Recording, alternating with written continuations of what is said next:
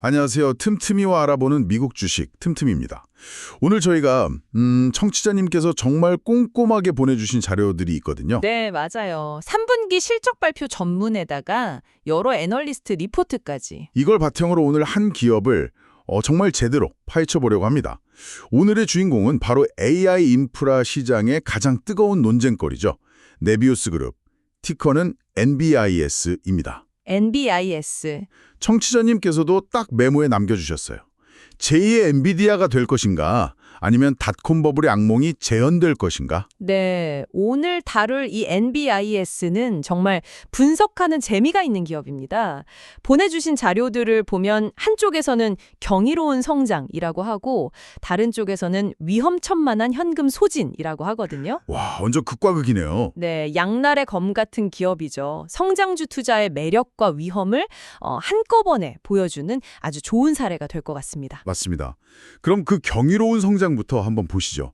보내주신 3분기 실적 자료 첫 페이지에 나온 숫자부터가 압도적이더라고요. 그렇죠. 매출 성장률. 네, 매출이 전년 동기 대비 무려 355% 급증했습니다. 35%가 아니라 355%예요. 정말 놀라운 숫자죠. 근데 사실 이건 뭐랄까 시작에 불과하죠. 시장을 뒤흔든 진짜 사건은 따로 있었으니까요. 그렇죠. 청취자님께서 밑줄까지 쫙 쳐서 보내주신 부분인데 바로 올해 9월에 발표된 마이크로소프트와의 계약입니다. 아, 맞아요. 그 계약. 규모가 무려 194억 달러. 와, 현재 환율로 계산하면 25조 원이 넘습니다. 모건 스탠리 리포트에서는 이걸 AI 인프라 업계 역사상 가장 중요한 계약이라고까지 했더라고요. 25조 원. 그리고 바로 지난달이었죠. 11월 11일에는 페이스북의 모회사 네, 메타랑 30억 달러 규모의 5년 파트너십을 추가로 발표했습니다. 마이크로소프트에 이어서 메타까지 지금 AI의 가장 진심인 두 거인이 줄을 서고 있는 거죠. 아니 근데 여기서 제가 좀 헷갈리는 지점이 생겨요. 어떤 점이시죠? 마이크로소프트는 이미 애저라는 세계적인 클라우드 서비스를 가지고 있잖아요. 네, 물론이죠. 그런데 왜 자기네 서비스 안 쓰고 굳이 이 NBIS에 25조 원이라는 천문학적인 돈을 주면서 인프라를 맡기는 거죠? 이게 약간 현대차가 제네시스 엔진을 다른 회사에 맡기는 것처럼 이상하게 들리는데요? 아주 날카로운 지적입니다. 바로 그게 이 딜의 핵심을 꿰뚫는 질문이죠. 이유는 속도와 전문화, 이 두 가지로 요약할 수 있습니다. 속도와 전문화? 네. 청취자님께서 보내주신 기술 컨퍼런스 발표 내용을 보면 답이 명확히 나오는데요.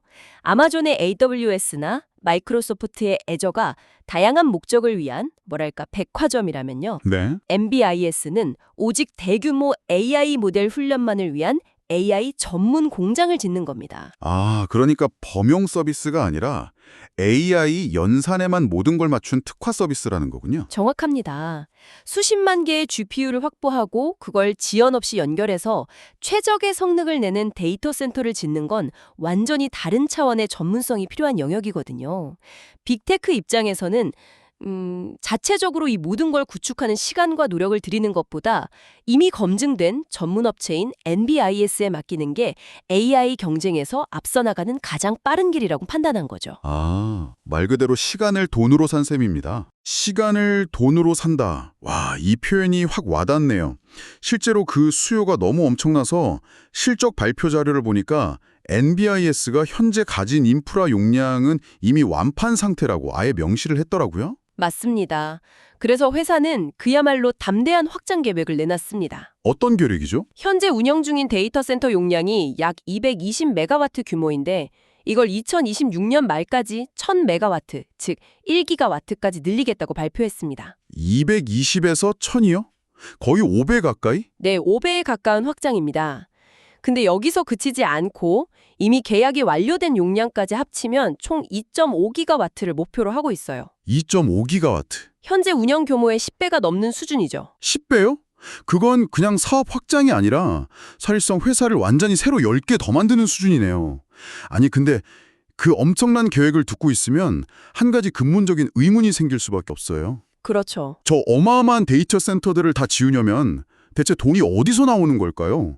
마이크로소프트 계약금만으로는 턱도 없을 텐데요. 바로 그 지점이 시장이 가장 불안하게 여기는 동전의 뒷면이고 지금부터가 이 분석의 핵심입니다. 아, 지금까지 말씀드린 빛나는 성장 이면에는 정말 눈덩이처럼 불어나는 적자라는 그림자가 짙게 깔려 있습니다. 맞아요. 저도 그 메타와의 30억 달러 계약 발표 날이 생생히 기억나요. 네. 당연히 주가가 폭등할 줄 알았는데 오히려 그날 주가가 7%나 급락해서 102달러로 마감했죠. 그렇죠. 보내주신 자료들을 보기 전까지는 정말 이해할 수 없는 현상이었습니다. 시장이 미래의 성장이라는 단어보다 현재의 비용과 손실이라는 단어에 훨씬 더 민감하게 반응했기 때문입니다.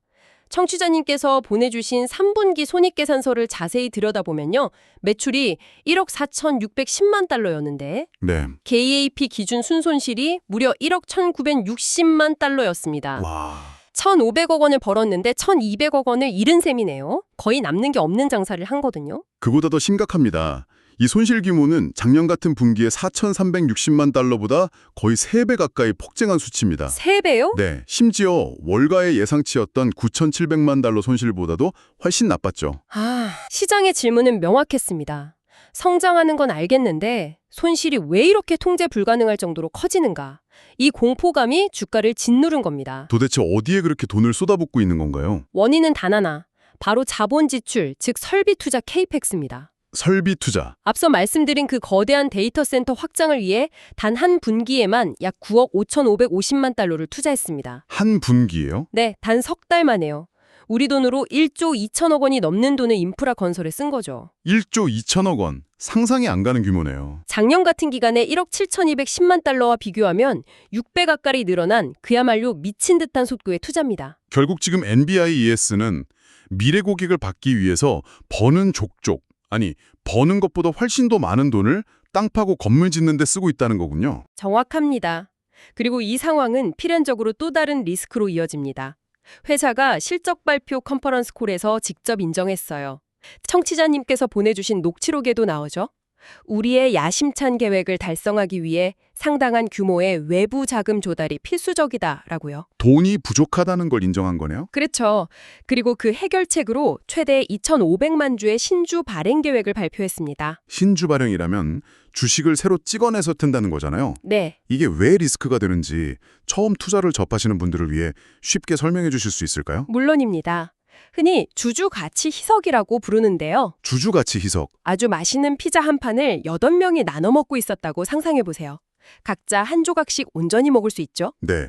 그런데 갑자기 피자는 그대로인데 나눠 먹을 사람이 10명으로 늘어나는 겁니다. 그럼 각자가 먹을 수 있는 피자의 양은 자연스럽게 줄어들겠죠? 아, 주식도 똑같습니다. 회사의 전체 가치는 그대로인데 주식 수가 늘어나면 내가 가진 한 주의 가치가 그만큼 묽어지는, 즉 희석되는 효과가 나타납니다. 기존 주주들 입장에서는 달가울 리가 없죠. 아하. 이제 모든 퍼즐이 맞춰지네요. 메타와의 계약이라는 엄청난 호조에도 주가가 떨어진 이유는 첫째, 예상을 훨씬 뛰어넘는 막대한 분기 손실. 그렇죠. 둘째, 그 원인인 천문학적인 설비 투자 비용. 그리고 셋째, 이 비용을 감당하기 위한 대규모 신주 발행 계획으로 인한 주주가치 희석 우려. 맞습니다. 이 세 가지 공포가 한꺼번에 덮친 거군요. 완벽한 요약입니다. 시장은 눈앞의 화려한 성장 가능성보다 당장 회사의 재무 건전성을 위협하는 불확실성에 더 무거운 추를 올려놓은 셈입니다. 자, 그럼 이제 가장 중요한 질문이 남았습니다. 그래서 이게 우리 NBIS 주가에 장기적으로 어떤 의미를 갖는 걸까요? 지금 회사가 벌이고 있는 이 엄청난 도박, 이 모든 위험을 감수할 가치가 있는 걸까요? 여기서부터는 해석의 영역인데요. NBIS의 전략을 이해하려면 청취자님께서 보내주신 자료 너머의 역사적 맥락을 한번 짚어볼 필요가 있습니다. 이건 단순히 디지털 부동산을 선점하는 걸 넘어 2000년대 초반 다크파이버 사태와 굉장히 유사한 베팅입니다. 다크파이버요? 처음 들어보는 용어인데요? 당시 수많은 통신 기업들이 미래 인터넷 수요는 무한히 폭발할 것이다 라는 장밋빛 전망만 믿고 경쟁적으로 전 세계에 광 케이블을 깔았습니다. 아, 그랬었죠? 하지만 예상보다 수요 증가 속도가 더뎠고 결국 천문학적인 투자비를 감당하지 못한 수많은 기업들이 파산했죠. 그때 사용되지 않고 땅속에 묻힌 광 케이블을 다크파이버라고 불렀습니다. 비극이었죠. 아... 하지만 역설적으로 그때 파산한 기업들이 깔아놓은 그 인프라가 결국 오늘날의 유튜브와 넷플릭스를 가능하게 한 기반이 됐습니다. 와... 그 설명을 들으니 갑자기 모든 게 다르게 보이네요. 네비우스는 지금 AI 시대에 다크파이버의 모든 걸 걸고 있는 셈이군요. 바로 그겁니다.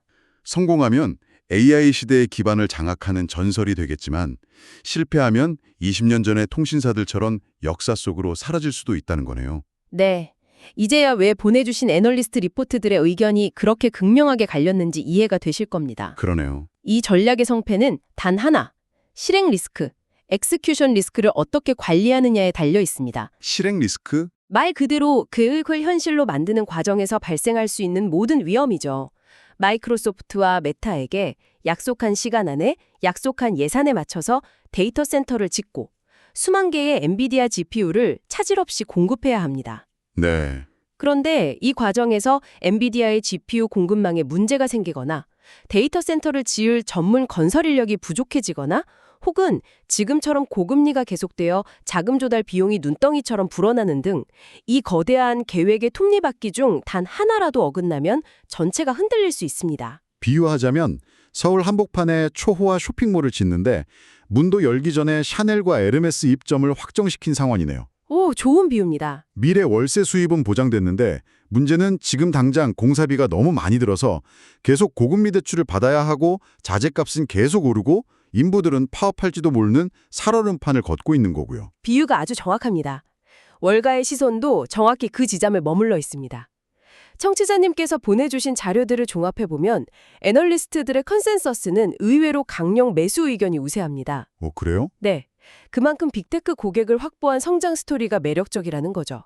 하지만 흥미로운 건 평균 목표 주가입니다. 목표 주가요? 현재 주가가 102달러 수준인데 평균 목표 주가는 105달러에서 106달러 사이에 형성되어 있습니다. 강력 매수 의견치고는 상승 여력이 굉장히 박하네요. 거의 현재 주가 수준인데요. 두 가지로 해석할 수 있습니다. 첫째, 지금까지의 주가 상승에 미래의 긍정적인 전망이 이미 상당 부분 선반영되었다는 의미입니다. 둘째, 애널리스트들 역시 방금 우리가 이야기한 살얼음판 같은 실행 리스크와 재무적 압박을 너무나 잘 알고 있기 때문에 무작정 높은 목표 주가를 제시하기보다는 일단 지켜보자는 신중한 태도를 보이고 있다는 뜻이기도 합니다.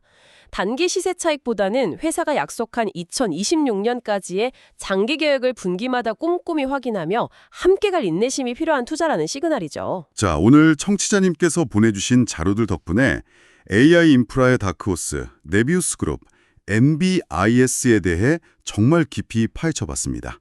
정리하자면 마이크로소프트와 메타가 인정한 압도적인 성장 잠재력과 AI 시대의 기반을 선점하려는 담대한 비전. 네. 하지만 그 이면에는 회사의 존립 자체를 위협할 수 있는 막대한 재무 리스크와 아슬아슬한 실행 리스크가 공존하고 있습니다. 투자는 결국 이 빛나는 잠재력과 어두운 리스크 사이에 각자가 어느 쪽에 더 무게를 둘 것인지에 대한 판단일 겁니다. 그리고 오늘 저희를 함께 분석한 이 객관적인 데이터들이 청취자님의 현명한 판단에 도움이 되었기를 바랍니다. 맞습니다. 그래서 마지막으로 이 질문을 구독자 여러분께 던지며 마무리할까 합니다.